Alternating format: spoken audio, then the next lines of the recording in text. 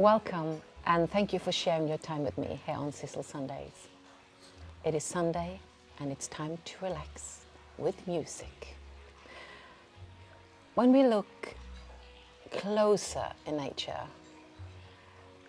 we can see that flowers of one kind, they are not copies of each other. Each one of them are unique. You have flowers that are beautiful and big and strong, and then you have flowers that are so small and so fragile that you can hardly see them. But all of them are important of how the nature works together. Just like in the human world, each one of us are individuals and special. And there is a certain place for us to fill, big or small. Some men and women stand out in a special way to the best for the development of our society and way of living.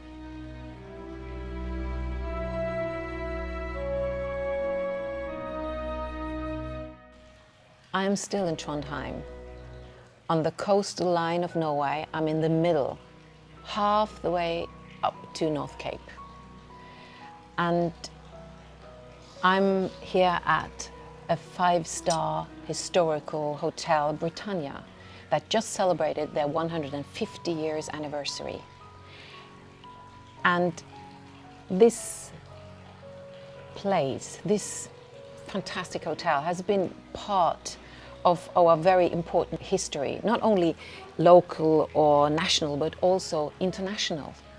For instance, in the room next door to me here, the dissolution of the union between Sweden and Norway were planned. And we have, in this restaurant where I'm sitting now, Palmehaven, two of the most famous Norwegians, Roald Amundsen and Fridtjof Nansen. They were very often guests here, so maybe they were sitting at this table. Imagine that. I get a little bit starstruck now, just thinking about it. And, well, if you don't know, Roald Amundsen and Fridtjof Nansen, they are very well known for their expeditions to the North and the South Pole.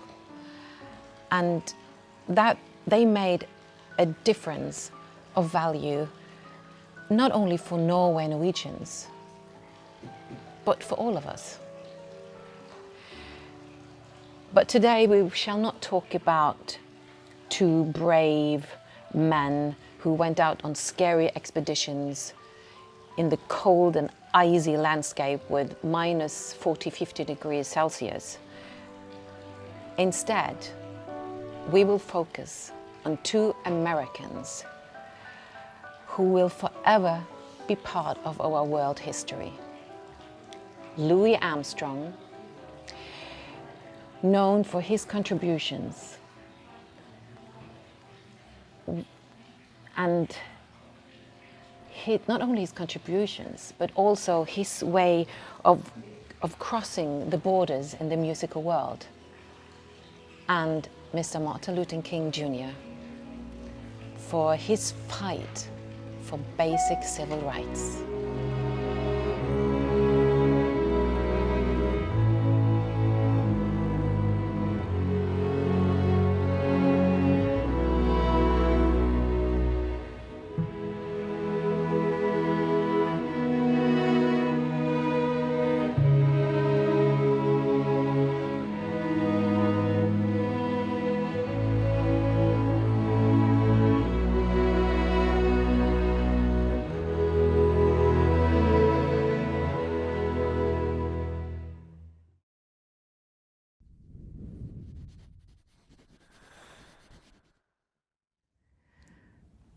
I'm quite certain that you all have heard this song, What a Wonderful World.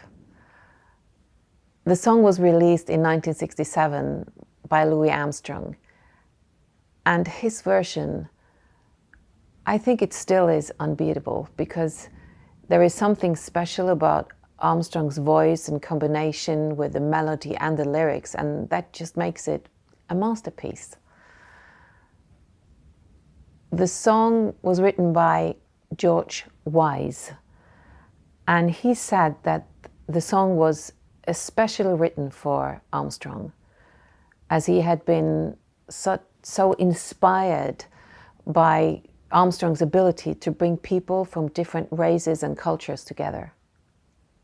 When Armstrong was in the studio to record the song, the president of the record company Armstrong was signed to, ABC Records, I think it was called, he suddenly turned up in the recording studio.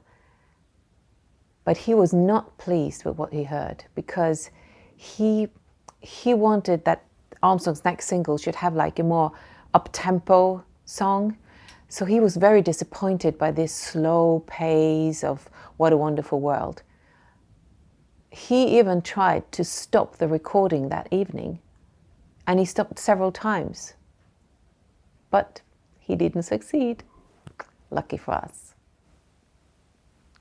The lyrics honor our world, all the positive elements and in living and the inspiration we get through experience and communication with other people. And that really shows us that if we do so, it is a wonderful world. I see trees of green, red roses too. I see them bloom for me and you, and I think to myself, what a wonderful world.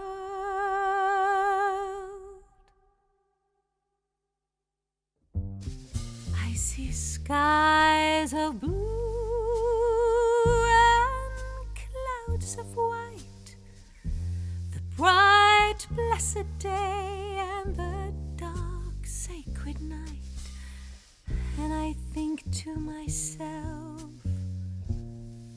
what a wonderful world.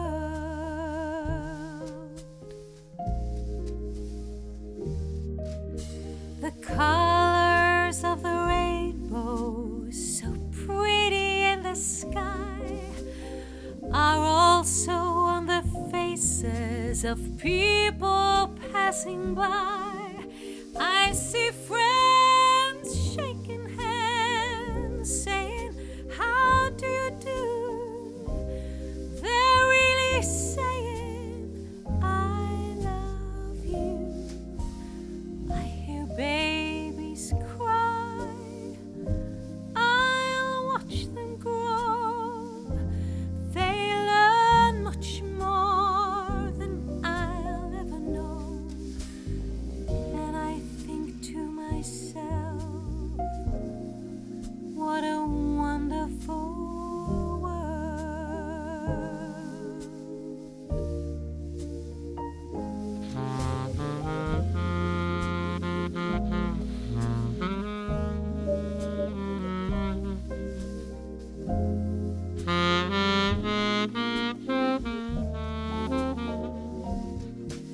I see friends shaking hands, saying, how do you do? They're really saying, I love you. I see trees of green, red roses too. I see them bloom for me and you, and I think to myself, what a wonderful world.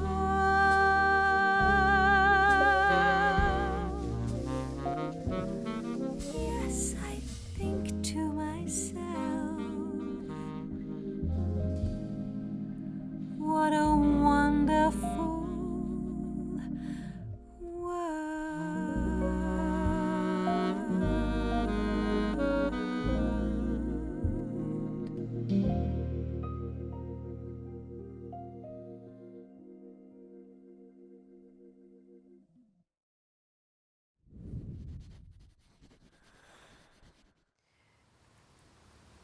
If I Can Dream is a song sung by Elvis Presley in 1968. And it is said that this is one of his comebacks.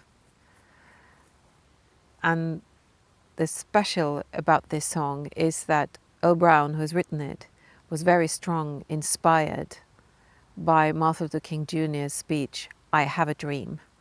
He actually had taken some quotes, or he had rewritten some quotes from the speech. So it is very strong connected to honoring him, Martin Luther King Jr. And after the killing of Martin Luther King Jr., millions of people wanted to honor this great man. And Elvis Presley did this with singing this song, "If I Can Dream."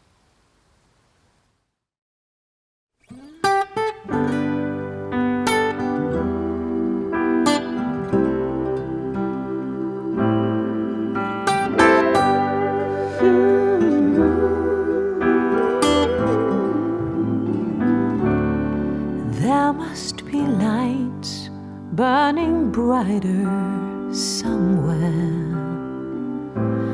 Got to be birds flying higher in a sky more blue. If I can dream of a better land where all my brothers walk hand in hand, tell me why, oh why, oh why can't my dream come true?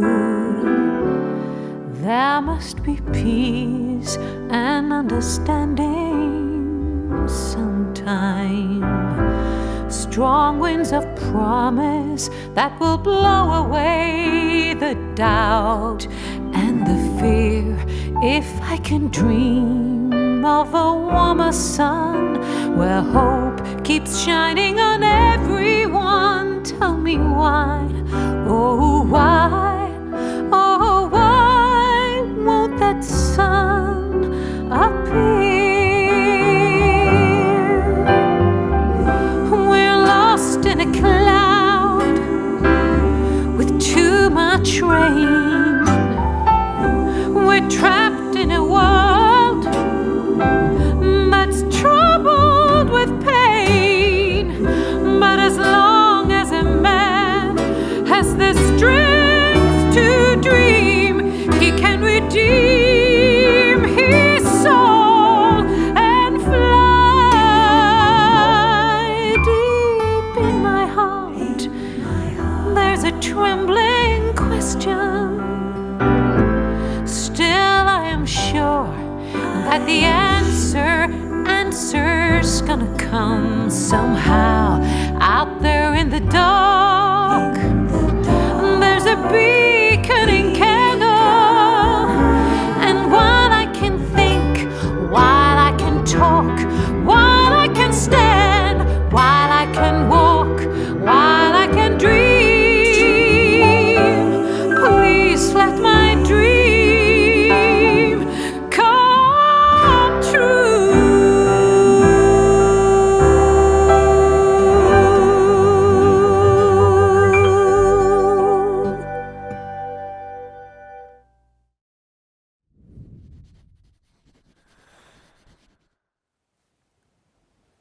Most of us know about Martin Luther King Jr.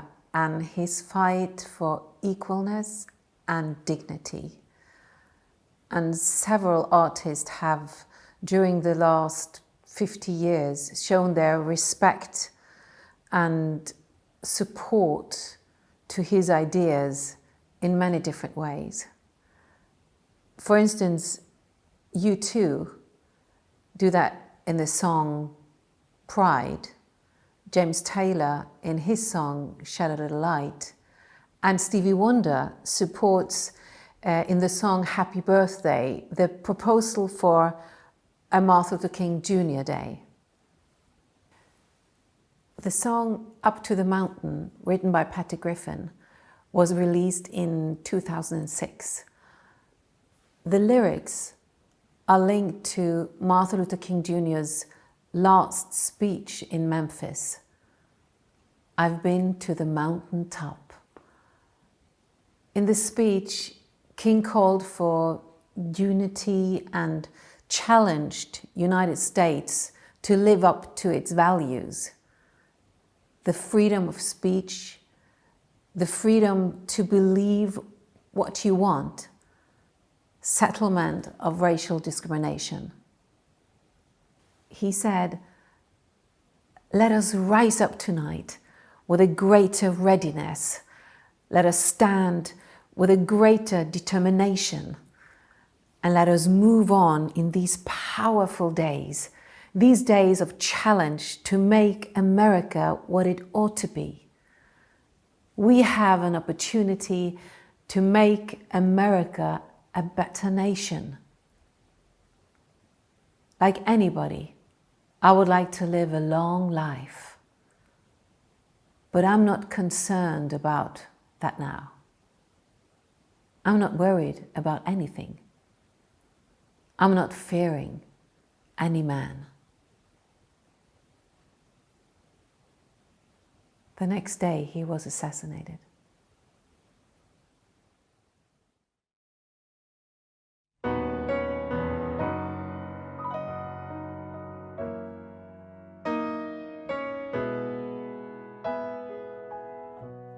I went up to the mountain because you asked me to. Up over the clouds to where the sky was blue. I could see all around me, everywhere. I could see all around me, everywhere. Sometimes I feel like I've never been nothing but tired, and I'll be walking till the day I expire. Sometimes I lay down, no more can I do, but then I go on again because you ask me to. Some days I look down, afraid I will fall, and though the sun shines, I see nothing at all, and I hear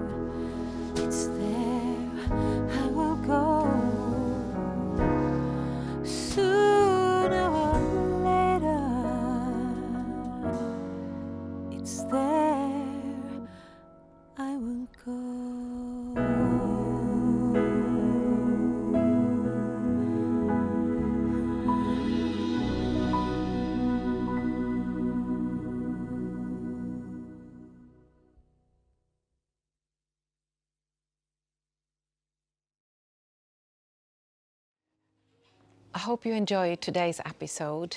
And actually, these are the gentlemen that were planning the dissolution of the union between Sweden and Norway.